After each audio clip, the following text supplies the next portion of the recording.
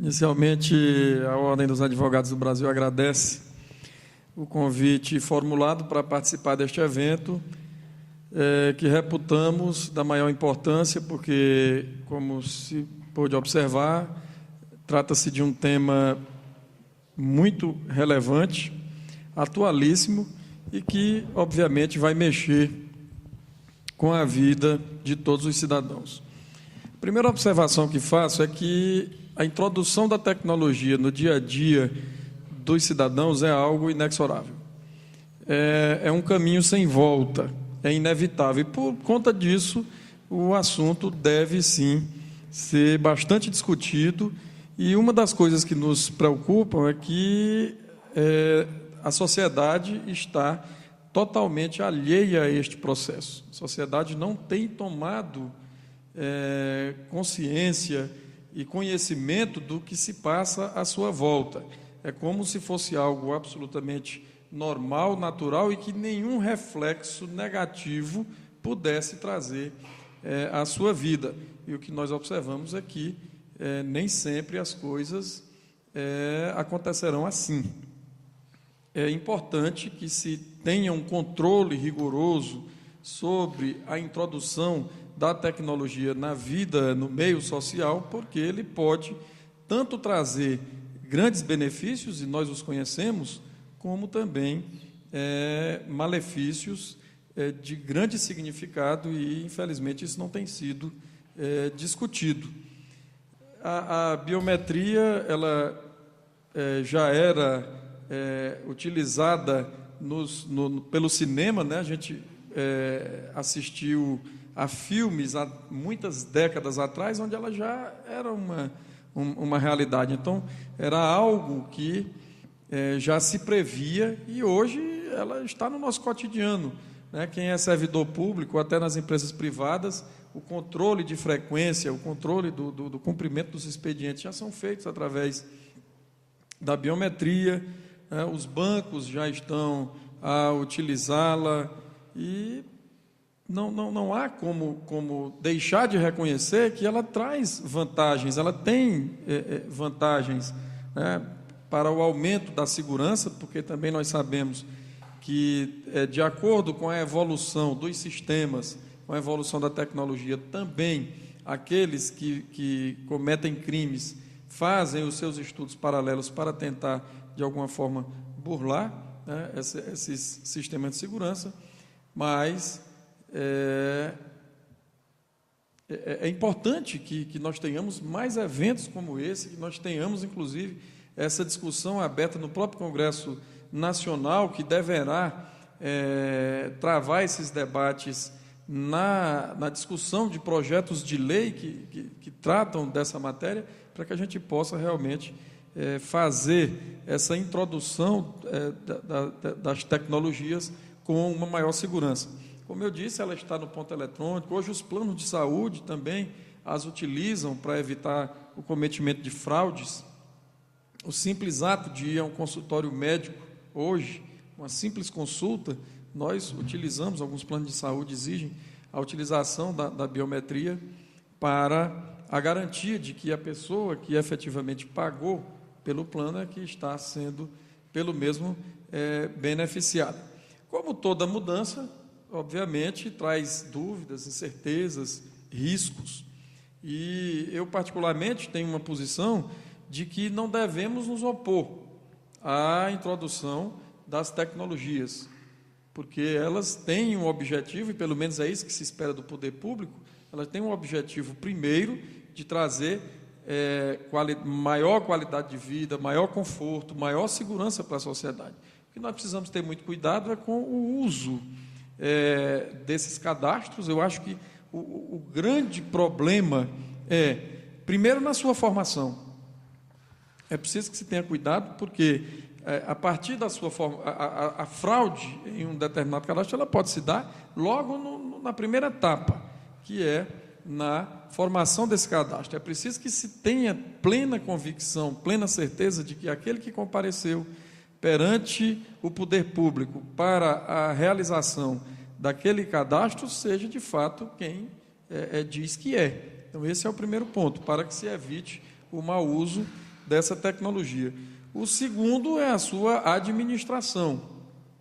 É preciso que o cidadão tenha uma garantia de que aquele que detém os seus dados vai fazer bom uso deles. E aí eu concordo plenamente com a doutora quando ela diz que nós não temos na Justiça Eleitoral uma legislação que regulamente de forma adequada a formação deste cadastro. Efetivamente não temos. Não quero crer que também por conta disso ele não tenha as suas vantagens, ele não traga os seus benefícios. Mas acho que é importante que nós tenhamos uma legislação a regulamentar de maneira concreta e eficaz a sua formação e, sobretudo, o seu uso, exatamente para que evitemos os desmandos. Nós sabemos que informação é poder. Quem detém a informação detém o poder. Então, quem tem um cadastro da magnitude que tem a Justiça Eleitoral, é claro que detém um enorme poder. E nós sabemos que, normalmente, quem detém o poder tende a exorbitar no seu exercício. E somente as leis podem, de alguma forma, barrar ou, pelo menos, instrumentalizar a própria sociedade para, quando necessário, se voltar contra eventuais arbítrios cometidos. Nessa administração desse cadastro, eu vou ainda ter breves comentários sobre uma terceira, mas já adiantando, que é exatamente o funcionamento do sistema, que também pode trazer transtornos, nós sabemos. No momento, o que a Justiça Eleitoral, creio eu, percebeu quando editou esta resolução, que permite que o próprio servidor, que está, o chefe, o secretário lá da sessão, pode liberar a urna quando a identificação não funcionar, é por ele saber que o sistema não é confiável, que o sistema poderá apresentar falhas na sua execução, em um percentual inaceitável, e, obviamente, isso não pode prejudicar a participação do eleitor no processo eleitoral, que é, inclusive, no Brasil, ainda obrigatória. Mas, na administração desse cadastro, o que nós podemos ter? Nós podemos ter duas situações. A primeira delas é uma utilização benéfica, e a sociedade já foi perguntada sobre isso, não só no Brasil, em outros países.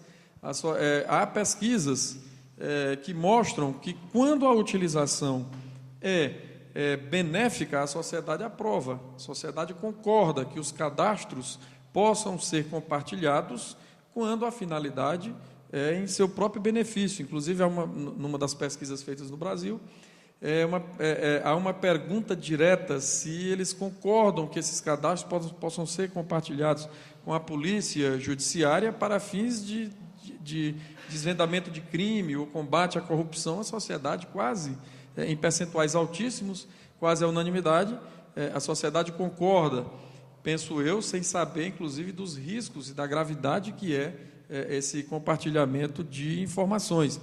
Quando é indagada acerca do compartilhamento em situações pessoais, quase a totalidade é contra, numa clara demonstração de que é preciso ter muito cuidado, muito critério com o uso dessas informações.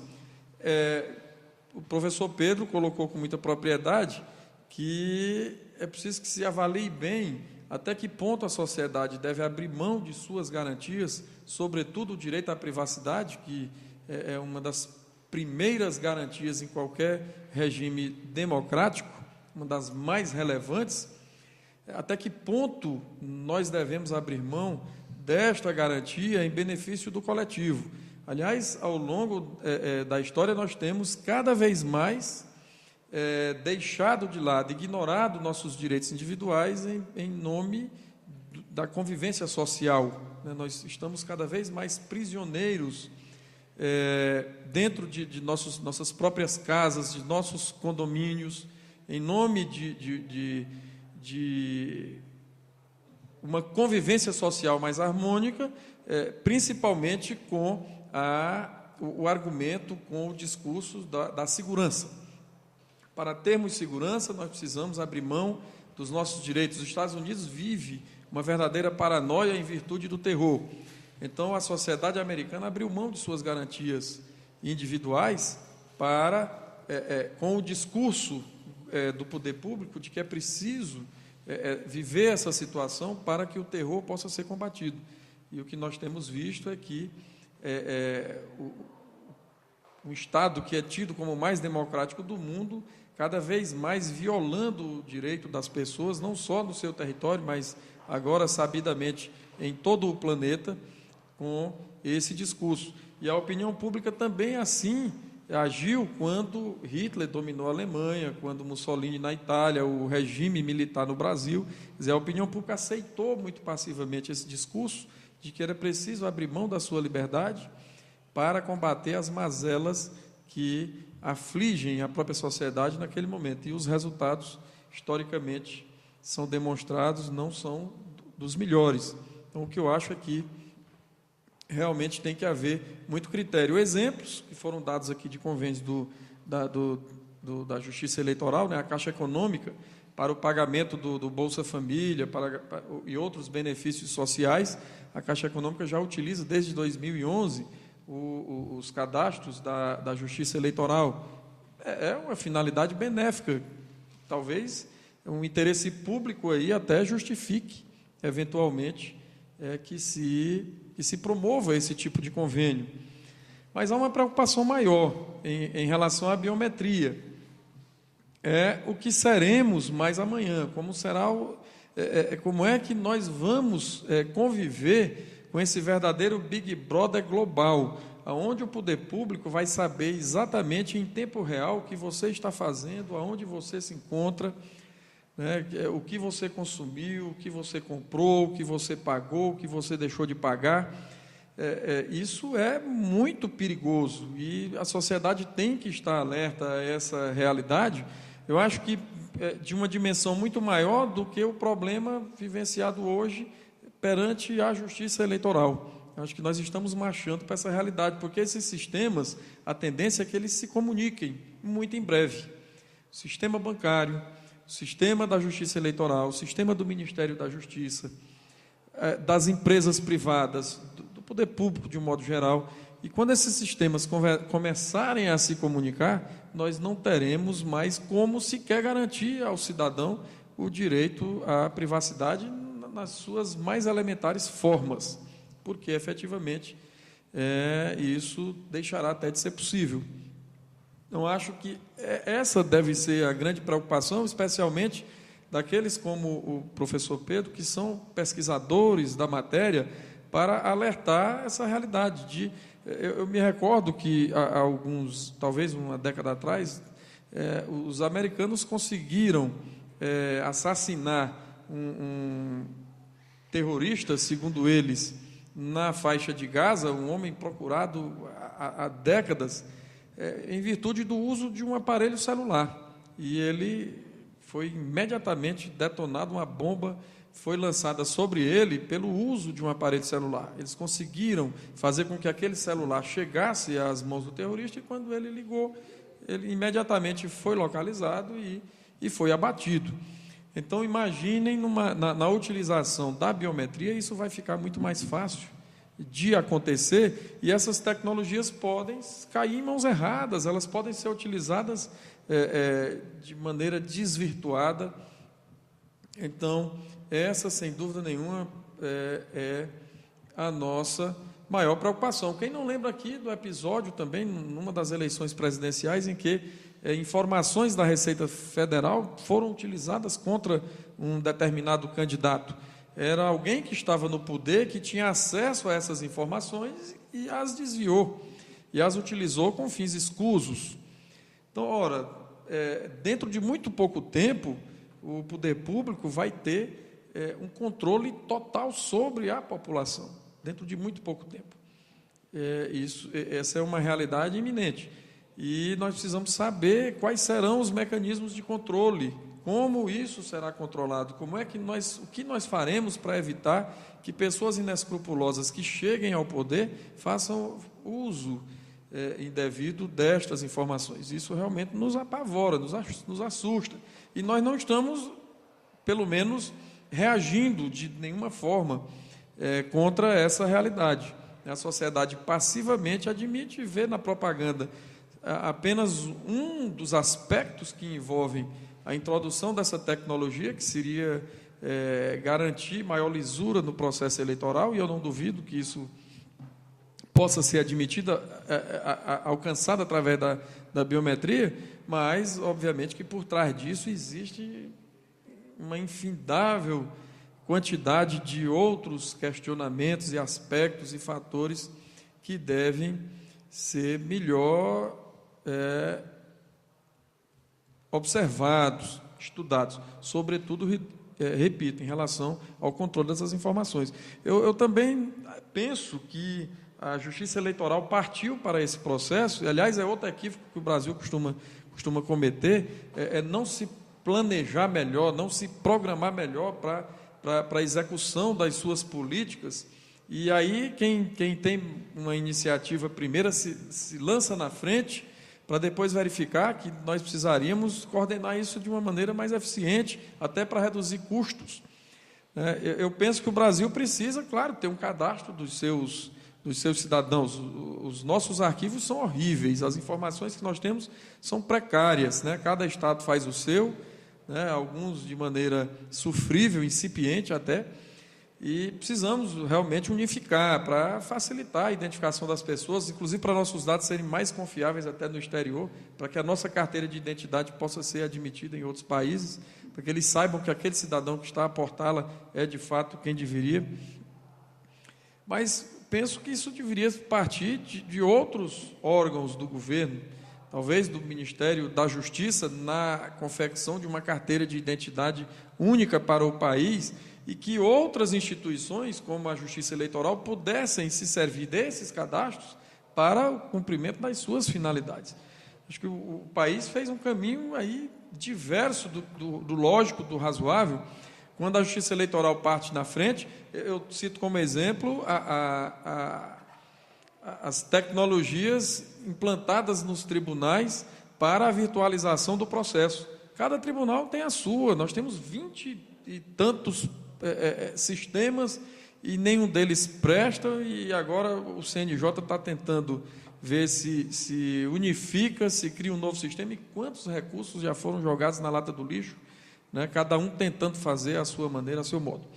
Então, acho que o Congresso Nacional aí é omisso também nesse ponto, porque a Justiça Eleitoral está legislando através de suas resoluções em matéria que não é da sua competência, e simplesmente os nossos representantes do Congresso aceitam isso passivamente, delegam de maneira informal as suas responsabilidades, e tudo isso está acontecendo de acordo com a cabeça, o pensamento dos administradores de cada momento. A gente vê, a Justiça Eleitoral ela não tem um quadro próprio, então a presidência ela é exercida por membros de outro tribunal, seus membros pertencem a outros tribunais, inclusive advogados, mas que ficam lá apenas por um determinado período, um período muito curto. Então, cada um chega com uma ideia brilhante, põe em prática, o outro vem, já acha que é diferente e já modifica, e a gente fica aí a ver importantes recursos e importantes assuntos sendo tratados de maneira, muitas vezes, indevida. Então, esta seria a simplória e breve contribuição que nós gostaríamos de dar para o debate. Muito obrigado.